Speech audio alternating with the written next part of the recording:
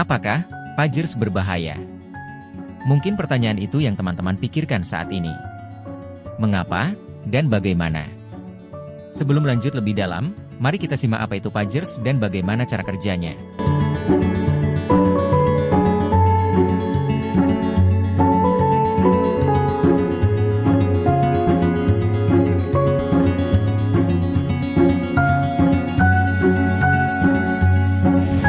Pager, atau dikenal juga sebagai penyeranta dalam bahasa Indonesia, adalah perangkat telekomunikasi kecil dan portabel yang digunakan untuk menerima dan dalam beberapa kasus, mengirim pesan singkat atau peringatan ke pemilik pagar lainnya. Atau bahkan meledakkan burung pengguna lainnya.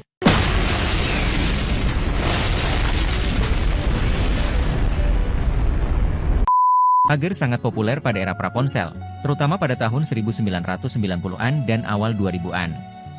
Meskipun sekarang sudah sangat jarang digunakan, di beberapa daerah bahkan negara, pager masih dipakai karena keandalannya dalam menjangkau tempat terpencil.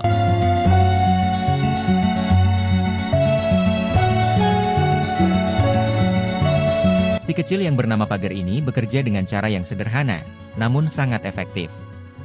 Cara kerjanya, kira-kira seperti ini. Seseorang mengirim pesan ke pager melalui telepon, internet, atau melalui pager lain. Pesan ini dikirim ke pusat pengiriman pesan. Kemudian pesan tersebut akan diproses oleh pusat pengiriman pesan, untuk diolah menjadi sinyal frekuensi rendah. Sinyal ini kemudian dikirimkan melalui jaringan pemancar radio. Terakhir, pager yang dituju akan menerima sinyal radio ini. Setiap pager memiliki kode identifikasi unik, sehingga hanya pager yang sesuai yang akan menerima dan menampilkan pesan tersebut. Untuk notifikasi, setelah menerima sinyal, pager akan memberitahu pengguna dengan bunyi bip, getaran, atau tampilan pesan di layar. Kemudian, pengguna dapat membaca pesan yang diterima dengan melihat satu layar kecil seperti kalkulator. Singkatnya, begitulah cara kerja si kecil yang mematikan ini.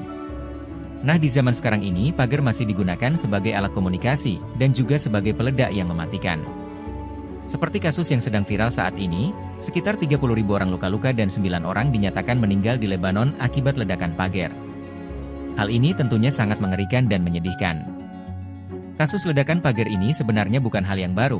Sebelumnya hal semacam ini pernah dilakukan dalam sebuah operasi rahasia Amerika Serikat di dalam Perang Vietnam pada tahun 1957 dan tahun 1975. Di mana operasi rahasia ini bernama Project Eldes Sun. Project Eldes Sun ini adalah operasi rahasia yang dilakukan oleh SOG bersama CIA selama Perang Vietnam. Tujuan utama dari proyek ini adalah untuk menyabotase amunisi musuh, guna menciptakan ketidakpercayaan dan ketakutan di antara pasukan Viet Cong dan tentara Vietnam Utara, dengan persenjataan yang mereka gunakan. Detailnya operasi ini melibatkan penyisipan sejumlah kecil peluru yang telah dimodifikasi dengan bahan peledak ke dalam persediaan amunisi musuh.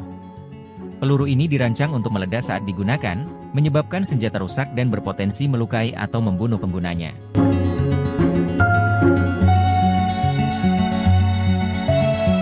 Jenis amunisi yang disabotase pada saat itu adalah peluru 7,62 x 39 mm untuk senapan AK-47. Kemudian, peluru 12,7 x 108 mm untuk senapan mesin berat, dan peluru mortir 82 mm. Selanjutnya peluru-peluru yang sudah dimodifikasi itu akan disusupkan oleh SOG ke tempat penyimpanan amunisi musuh, atau ke markas-markas tentara Vietnam. Tujuannya adalah agar musuh secara tidak sadar menggunakan amunisi yang telah dikompromikan tersebut. Contoh lain teknik sabotase seperti ini juga digunakan oleh Inggris selama Perang Mata Belai Kedua serta Perang Waziristan. Dan kemudian, yang terbaru teknik ini digunakan dalam konflik di Lebanon. Di mana, ledakan yang dihasilkan oleh benda yang sudah disabotase tersebut menimbulkan ketakutan dan ketidakpercayaan, serta untuk mengganggu operasi dan moral. Proyek Eldes Sun adalah contoh dari perang non-konvensional yang memanfaatkan taktik psikologis untuk mencapai tujuan strategis.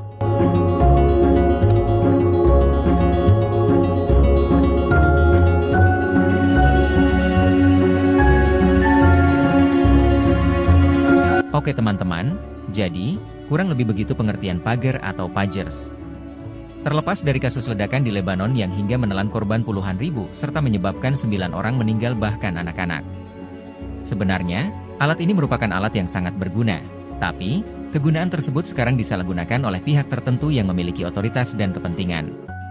Pelajaran yang bisa kita ambil dari kejadian ini adalah janganlah kita berketergantungan dengan produk luar negeri. Marilah kita memajukan produk dalam negeri agar terhindar dari hal semacam ini.